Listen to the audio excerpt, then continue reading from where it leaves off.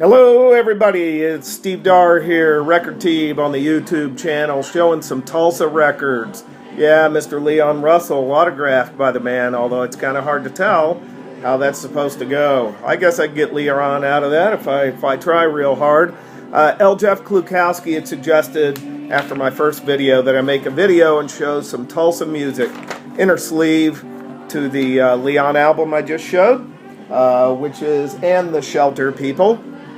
Decided to start with him because he is a master of space and time and the king of Tulsa rock and roll. There's the insert to that LP. Don't know if that's Mary or not in that picture, but yeah.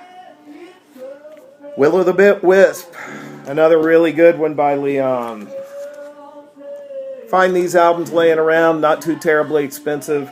Probably the most impressive thing about Leon to me is the fact that, how does that go? I don't know. Leon Russell album, Shelter Records, his own label, Shelter.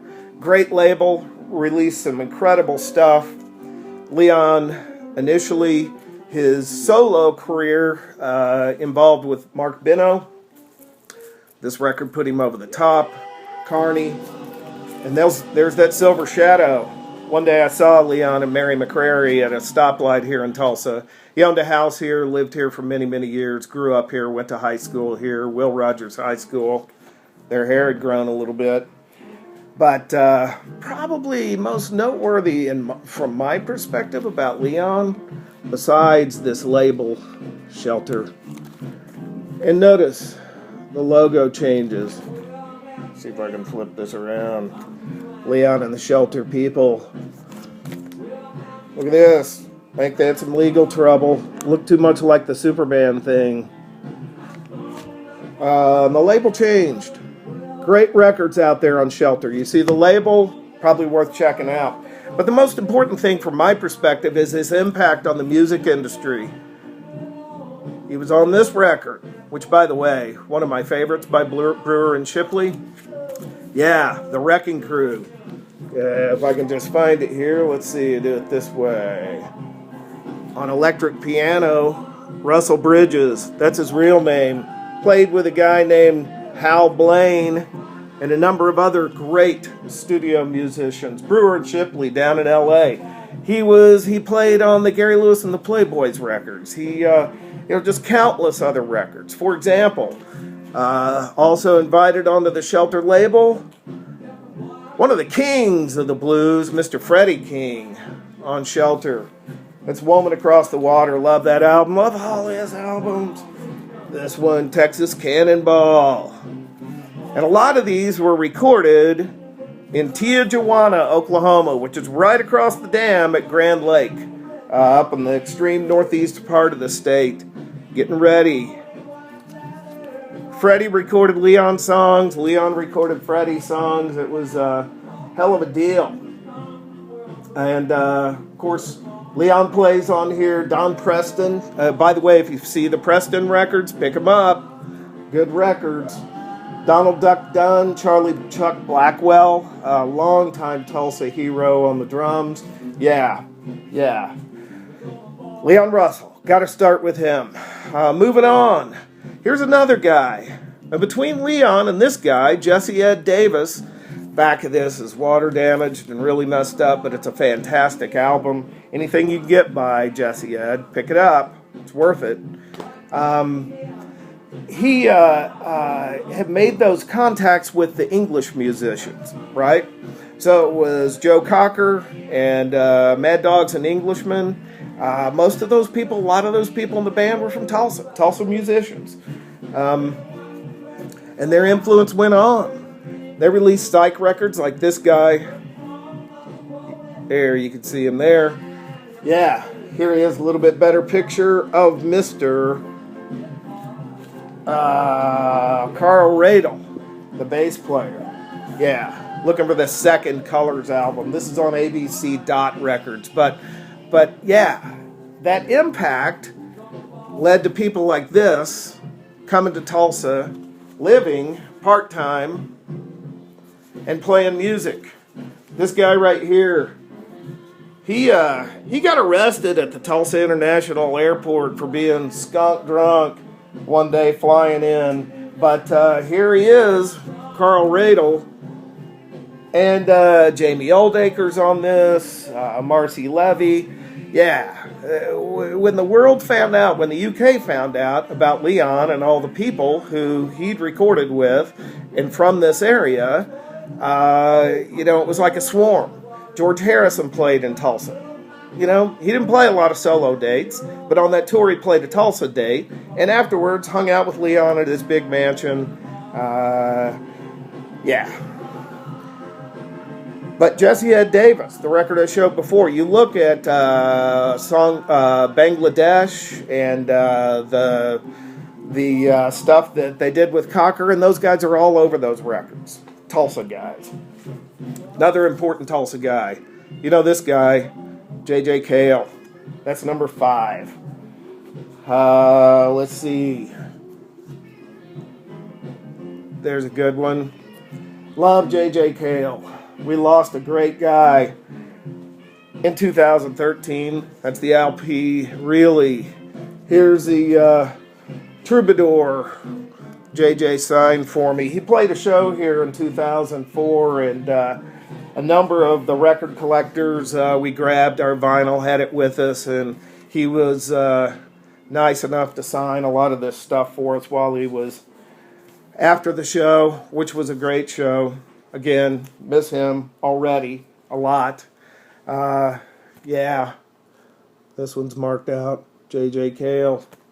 Riding Home, and fantastic track, Lies. Again, the Shelter label. But Tulsa wasn't just those two guys, at least in the beginning. There was another guy, this guy, David Gates. Yeah. Gates and his band Bread.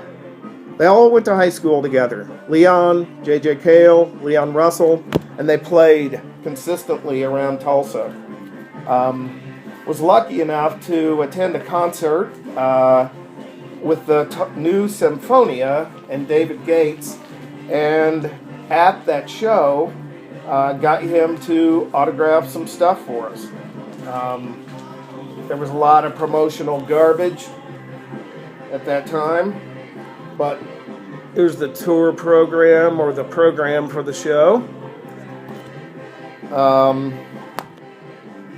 I was an official gate crasher with Tom Dutton, and David signed stuff for us. My oldest daughter was with us too. I love this album, man. Really good stuff. And it was interesting because that day I'd been out digging, and in my digs I turned up one of David's very first singles on Mala. Look it up, M-A-L-A. He did a song called Joe Baby. And when it was my turn to have him sign this stuff, I asked him about that, and the conductor of the Symphonia heard what I said, disappeared into the back, came back out with an acoustic guitar, and because most of the people standing in line had never heard about his pre-Bread stuff, and Mr. Gates grabbed that acoustic guitar and played a little bit of that song, Joe Baby, which was an ode to his wife, who he was still married to after 40 or so years at the time that that show happened.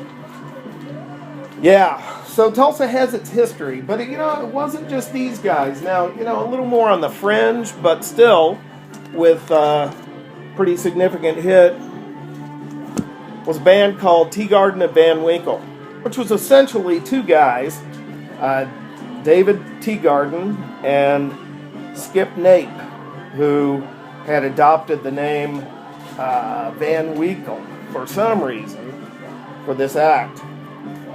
And they released a number of LPs. At the J.J. Cale tribute show that Ryan Horton put on, this guy, David Teagarden, and he signed this for me, actually played with a guy named Jim Byfield. I think there are 4 or 5 of these Teagarden and Van Winkle albums, all on Atco, I believe. No, here's one on Westbound. And there were 3 guys in this band. So it was David Teagarden, Skip, and a guy named Bruce. Let's see here. Mike Bruce. So this is with Bruce. And these three guys actually played for a guy named Bob Seger. They're on the Smokin' OPs LP. There's Bruce, Skip Nape, and David Teagarden. Teagarden still lives around here. His son actually plays for Dustin Pitsley right now. Great up-and-coming blues rock guitar player. If you haven't heard his stuff, you ought to. But the Teagarden and Van Winkle stuff,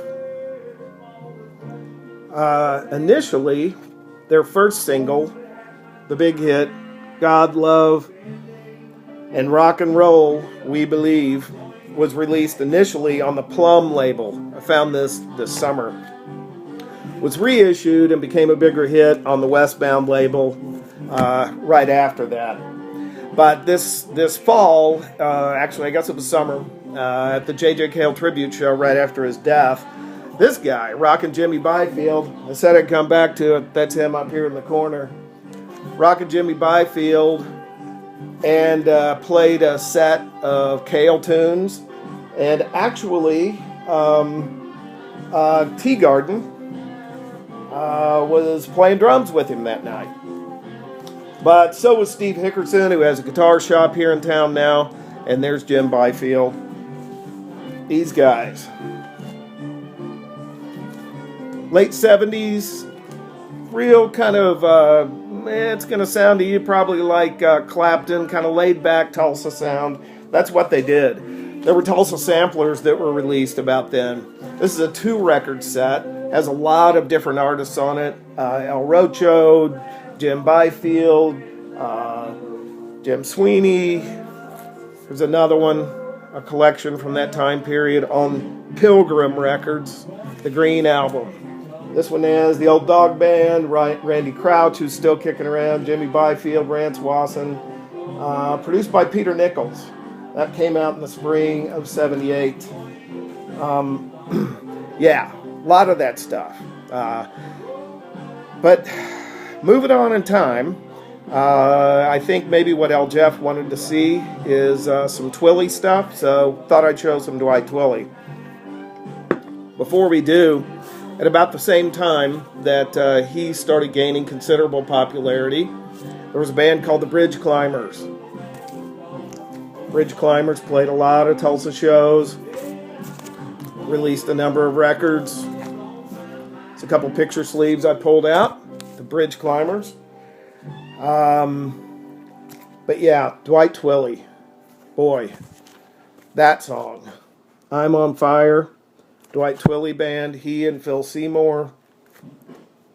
Just showing a few singles here. Different label variation. When ABC picked up the Shelter stuff and became a little more prominent. Twilly changed labels a lot. Oh, what do we got here? We're on CBS Associated for Wild Dogs, backed with Sexual on the EMI label. Twilly made it over there. Arista. Yeah. Dwight changed labels a lot. One point in time, Dwight and his wife actually showed up at a Tulsa record show. Tom Dutton and I were both there set up, and I actually asked my brother to watch our stuff. I hopped in my car, ran home as quick as I could, grabbed all of my Twilly albums, brought them back. He signed every stinking one of them. Very nice guy. It's a little promo pic that was used that day. I always thought the way he signed was interesting. It's very, very artistic. And most of his signatures looked exactly the same.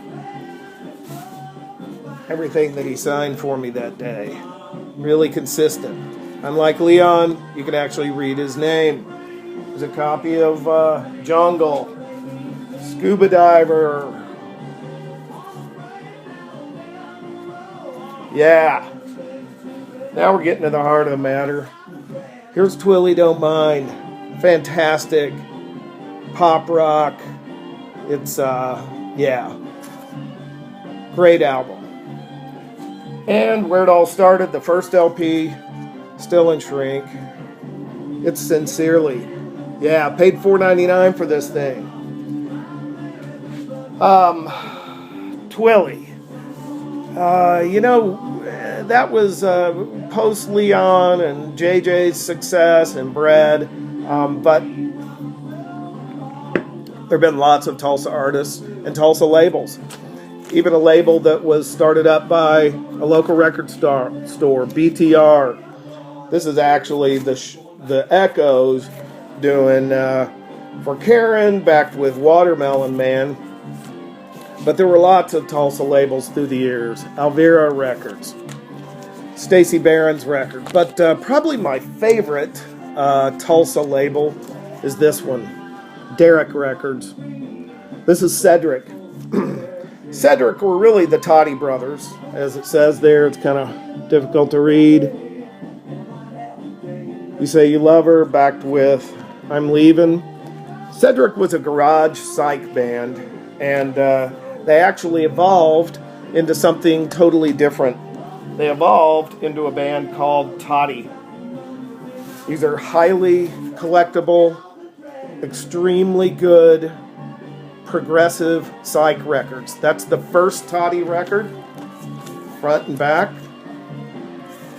This is the way most of them look. Promo. Came with a sticker down here in the corner.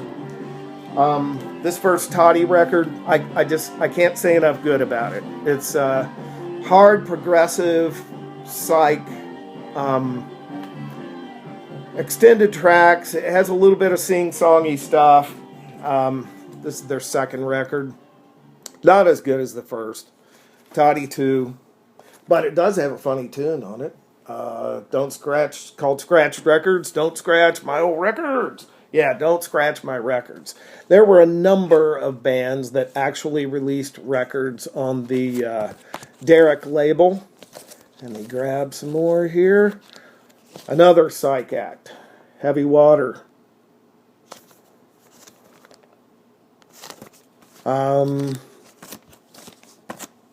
Let's see.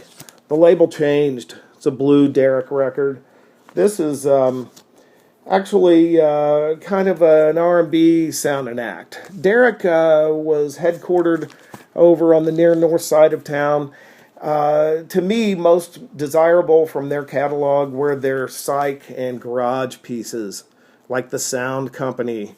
This is the only picture sleeve I know of on the Derek label. Truman's Daughter, backed with I Am Your Hour. Fantastic record. I actually met the brother of the guitar player. He had a garage sale, and he had all those Sound Company records, and I bought all of them from him. There's one called The Wheatstone Bridge. Sunny Subterranean Woman, backed with Bring On the Light. This is, fuzz psych at its best on the Derek label. Most of these people were just like teenagers. Another variation on the label. What is this? To See You. It's, Wicked Grace. Wow. A wicked good 45. To See You, backed with Out on the Road. Some stuff on the Derek label, pretty marginal. John D. Levan, no big deal. But probably the coolest record of all time to come out of Tulsa, Oklahoma, is this record right here. The Marble Frog. Look it up. Very desirable, high dollar psych record. The interesting thing about the Marble Frog, Phil Norvell. Norvell played guitar. By the way, this is mainly covers. What do we got here? We got, it's like Hendrix, Fire. What do they play? Let me whip it out. Show the label. Oh, yeah, the LP label is significantly different than what we've seen. Yeah, the Derek label. I'm So Glad by Cream, Love Me Again, Born to Be Wild, Feel a Whole Lot Better, the Birds song, Fields of Sun, Fire. But there are a couple original tracks like There's a Girl, and on the first side, Phil wrote Love Me Again. What about Phil? Phil was the manager of the best vinyl shop in Tulsa for many years, a place called Starship. Started out as Honest John's record store. John died many years ago. Matt ended up buying the place. Norville ran it and had an incredible selection of stuff. I picked this up and learned of this Marble Frog album and continued to buy vinyl at Starship, not knowing that the guy who'd ordered in all those Jap pressings of Roxy Music albums and King Crimson and Genesis and so on and so forth was none other than Phil Norville. Actually worked for the same company as me. So did Dwight Twilley for a period of time. Anyway, that's my video, guys. I've gone way longer than I wanted to. This is my second attempt. I'm going to go ahead and upload this one, such as it is. Excuse me. Yeah, needed to wet my whistle. Washed 2 cars and mulched leaves today. It's 4 hours of intense labor in the yard. So I'm a little wiped out. Hope everybody's doing well. I appreciate your support, your watching, your subscriptions.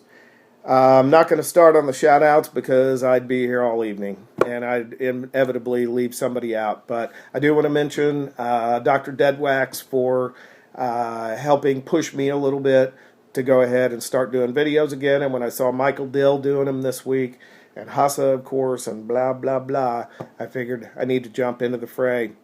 Thanks, guys. Oh, real quick, around the clock, Rockin' Jimmy and the Brothers of the Night. Utopia, Todd Rundgren from July 81. Brian Auger, Elvis Costello, Hot Tuna, and Stevie Forbert. Yeah, Brian Thompson artwork. The guy did fantastic stuff. He's a good friend and supplied those and even some more. You guys be well. Thank you. Oh yeah, I promised I'd smile a little bit. There.